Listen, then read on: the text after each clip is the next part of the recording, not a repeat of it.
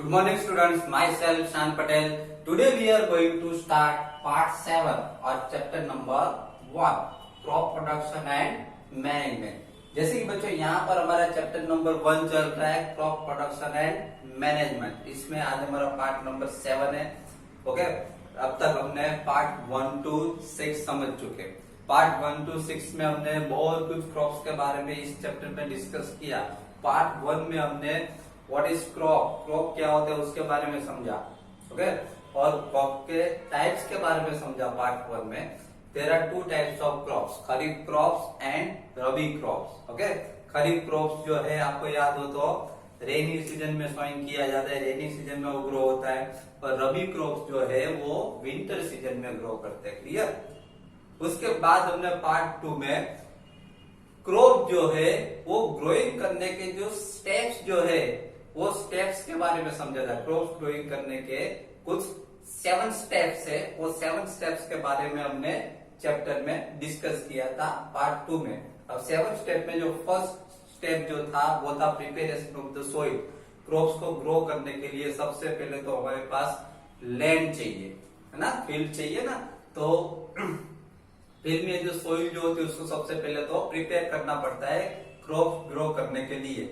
तो प्रिपेयर जो है वो कुछ टूल्स की हेल्प से वो प्रिपेयरिंग होता है। वो टूल्स के बारे में हमने समझा था। क्लियर। देन पार्ट 3 के अंदर हमने सेकंड स्टेप जो था क्रॉप्स ग्रो करने का सॉइल के बारे में समझा था। सॉइल को हमने प्रिपेयर कर दिया। अब सीड्स को सॉइल करना है, सॉइल के अंदर सीड्स को सॉइल करना है, उसके बारे में समझा था। और वो भी कुछ टूल्स की हेल्प से वो किया जाता है, सीड ड्रिल और वो सब आपको याद हो तो। ओके, तो वो ट्रेडिशनल टूल्स और सीड ड्रिल्स की हेल्प से किया जाता था।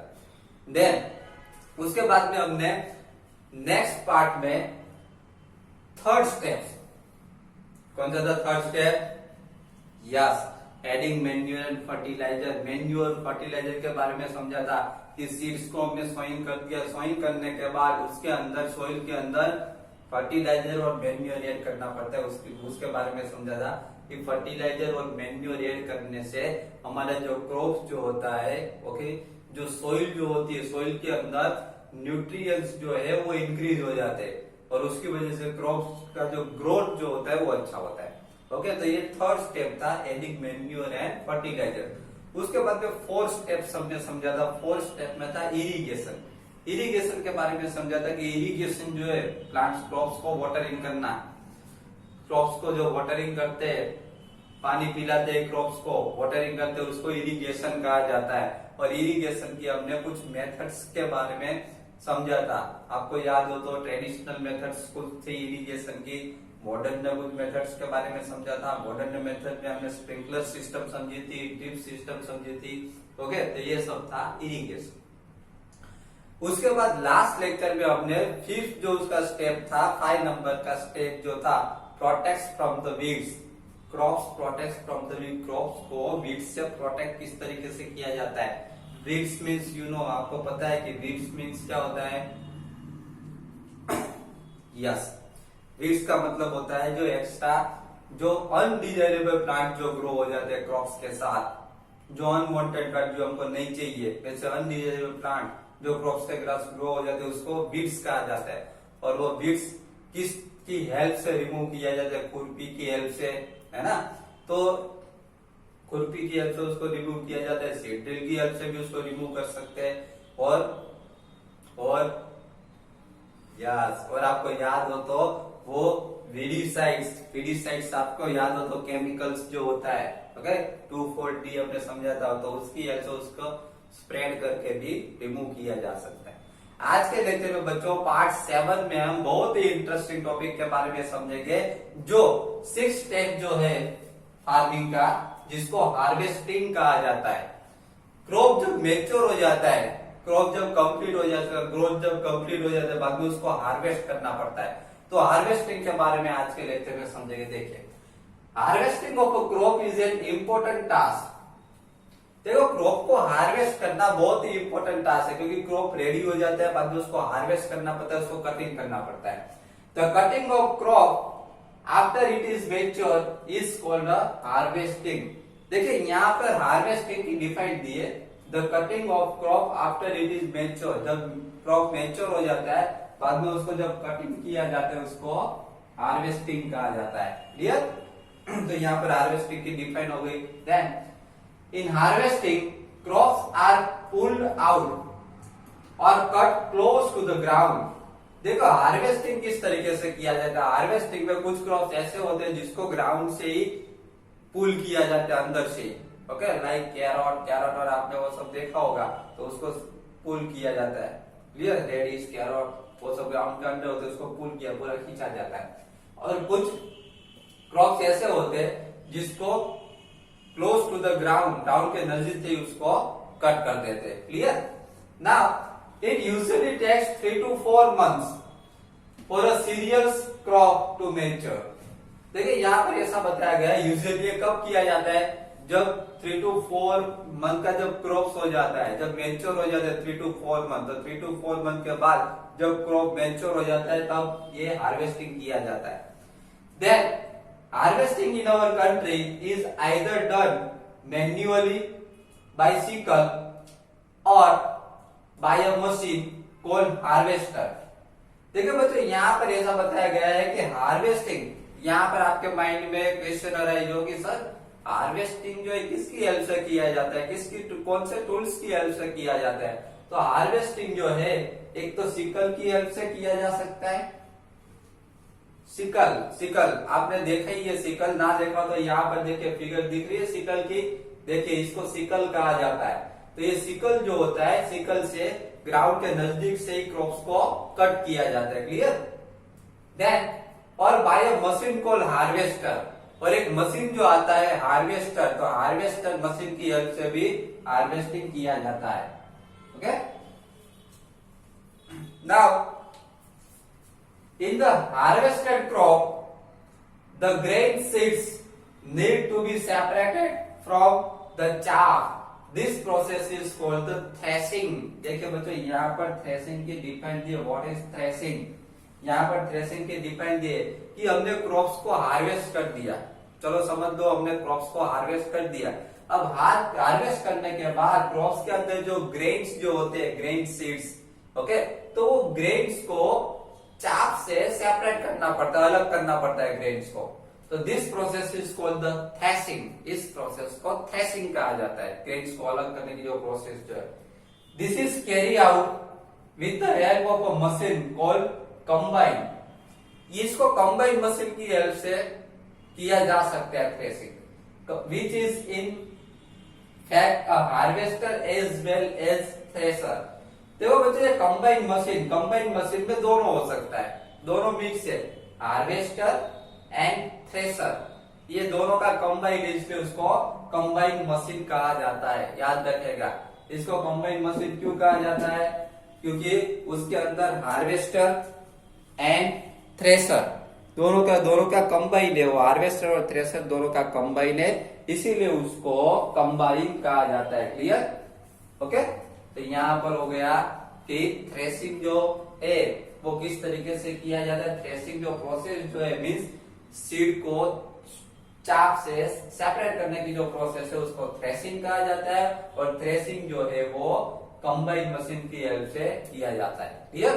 Okay, now after harvesting sometimes stuffs are left in the field which are burned by farmers।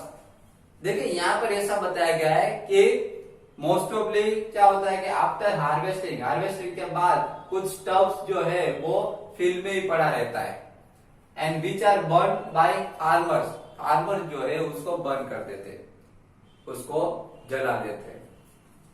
पहली इज वरीड, तो पहली यहाँ पर वरीड है, पहली ने ऐसा देखा है, पहली बहुत ही वरीड है, बहुत ही चिंता में है कि ऐसा क्यों किया जाता है, ऐसा क्यों करते हैं।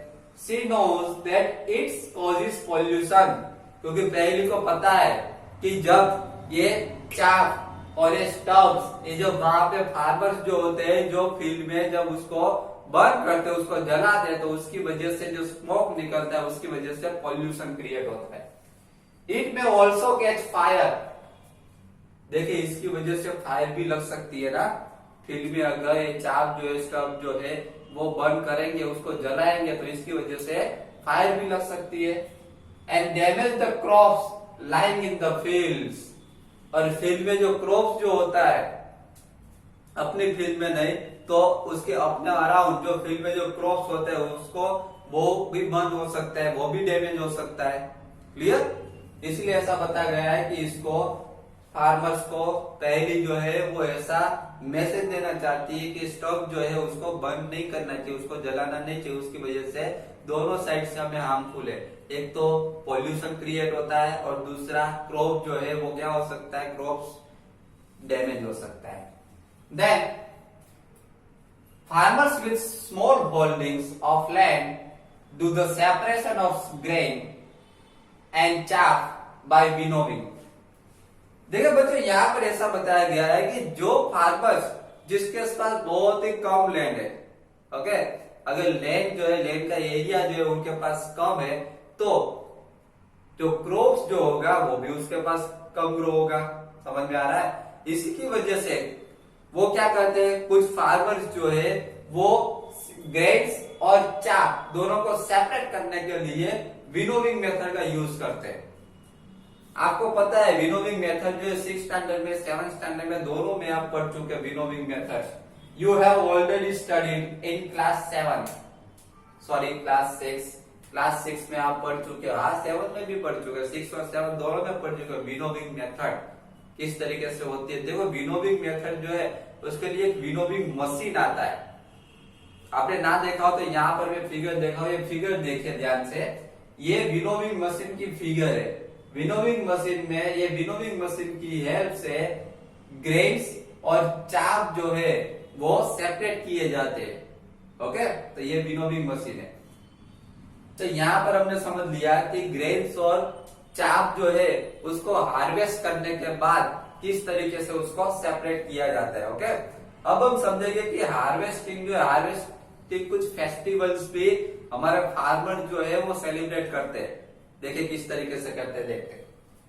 Harvest festivals, after 3 or 4 months of hard work there comes the day of the harvest। देखिए यहाँ पर बताया गया है कि आफ्टर 3 और 4 months of hard work, farmer जो है वो 3 और 4 months हार्ड वर्किंग करते हैं, जिसकी वजह से वो क्रॉप्स अच्छा ग्रो हो। ओके, जिसकी वजह से अच्छा क्रॉप्स ग्रो होता है। तो ये 3 और 4 months, ये 3 और 4 months जो हार्ड वर्क करते हैं फार्मर, फाइनली एक ऐसा दिन आ जाता है तब जब क्रॉप्स को हार्वेस्ट किया जाता है। क्रॉप्स को क्या किया जाता है, हार्वेस्ट किया जाता है आफ्टर 3 और 4 months। The site of golden fields of standing crop laden with grain fills the hearts of farmers with joy। अभी ऐसा दिन आ जाता है एक जिस दिन को क्रॉप्स को हार्वेस्ट करना होता है। फार्मर जो है जो क्रॉप्स को देखते हैं पूरी फील्ड में तो गोल्डन जैसा उसको लगता है, गोल्डन। ओके, पूरी field फिल्स the hearts of the farmers, ये देख के फार्मर्स का हार्ट जो है वो फील हो जाते हैं विद जॉय, जॉय के साथ वो बहुत ही खुश हो जाते हैं।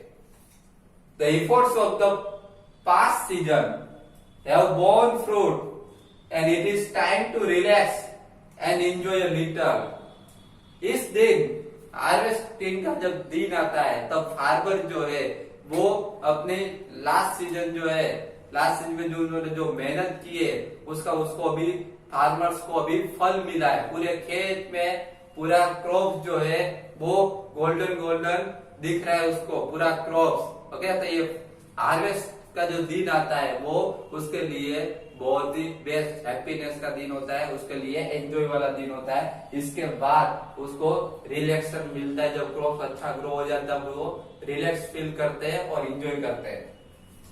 The period of harvest is thus of great Joy and happiness in all parts of India. India के सभी पार्ट्स में ये हार्वेस्ट का जब दिन आता है, हार्वेस्टिंग करने का, तब सभी फार्मर जो होते हैं वो ग्रेट जॉय एंड हैप्पीनेस, सभी के फेस पे हैप्पीनेस दिखती है। ओके, तो बच्चों आज के लेक्चर में पार्ट 7 में हमने बहुत ही इंटरेस्टिंग टॉपिक के बारे में डिस्कस किया, 6 स्टेप्स हार्वेस्टिंग। जो क्रॉप्स जो है जब मेच्योर हो जाता है, जब परफेक्ट बन जाता है, जब ग्रो हो जाता है, बाद में उसको हार्वेस्ट करना पड़ता है, उसको कटिंग करना पड़ता है क्रॉप्स को। ओके, तो उसके बारे में हमने डिस्कस किया। और हार्वेस्टिंग करने के बाद क्रॉप्स को बाद में क्या किया जाता है, सेपरेट किया जाता है ग्रेन्स को, क्रॉप्स में से ग्रेन्स को सेपरेट किया जाता है, चाप और ग्रेन्स को दोनों को सेपरेट किया जाता है थ्रेशर कंबाइन मशीन की हेल्प से ये किया जाता है। ओके, तो बच्चों आज का लेक्चर जो है यहाँ पर हम कंप्लीट करते हैं। नेक्स्ट लेक्चर में पार्ट 8 में हम इसके बाद का जो स्टेप जो है, ये 6 नंबर का स्टेप हमने हार्वेस्टिंग समझा, इसके बाद 7 नंबर का स्टेप जो है स्टोरेज, उसके बारे में समझेंगे। Okay, thank you very much.